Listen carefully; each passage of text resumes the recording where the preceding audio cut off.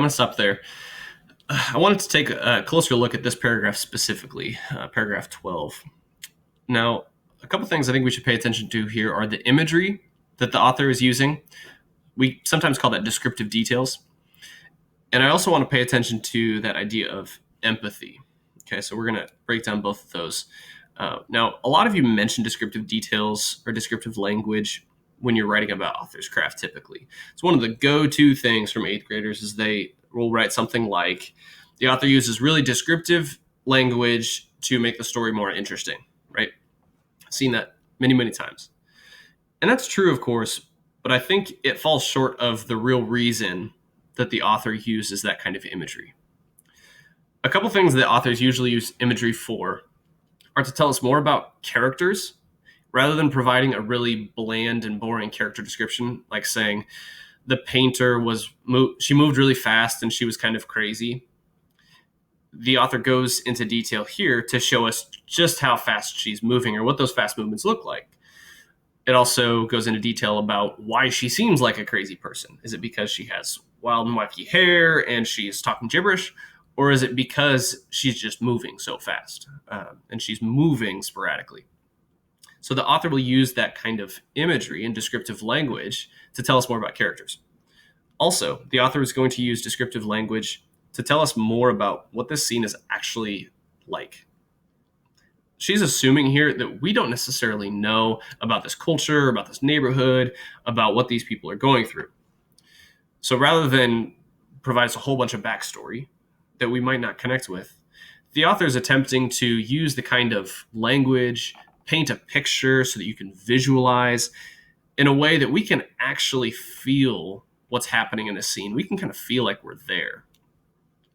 So those are a couple important reasons why the author is using this kind of imagery or descriptive language. And I think the last thing the author is trying to do here is they're trying to build empathy with their audience. Remember at the beginning I said, as we read, we need to pay close attention to what's the author making us feel about the characters? Who are we for? Who are we against? At the beginning I said I kind of felt like I was more for or on the side of the painter. But as the story goes on, maybe I'm starting to feel like I understand where the people in the neighborhood are coming from, that this lady seems like she's an intruder and an outsider. And so I'm being tugged back and forth. I wanted to define empathy real quick. And the definition's on your screen now. It says the ability to understand and share the feelings of another. So it's not just feeling bad for somebody, but it's being able to actually feel what somebody else is feeling, being able to relate to walking a mile in their shoes. As the author is trying to tug us back and forth with this imagery and with these kind of character descriptions, I think we're supposed to work to empathize with both sides. The author wants us to see, okay, what are the pros and cons, or why is the painter in the right? What is she doing that's good? And then the people from the neighborhood, what are they doing that's good? How are they in the right? As you read today, I want you to continue to ask yourself that question. Don't forget to reread, especially when you get to the end of this story. You're going to notice that there is a part where you're immediately going to need to go back up to the beginning and reread, because you're going to be asking yourself some questions. The story adds more, it gains more value when you get to the ending and you realize that everything that's been going on up to this point is now different. As you finish reading, pay attention to how the author is pulling you and tugging you back and forth, and how she's trying to build empathy with her audience and trying to help you to relate to the characters in the story better.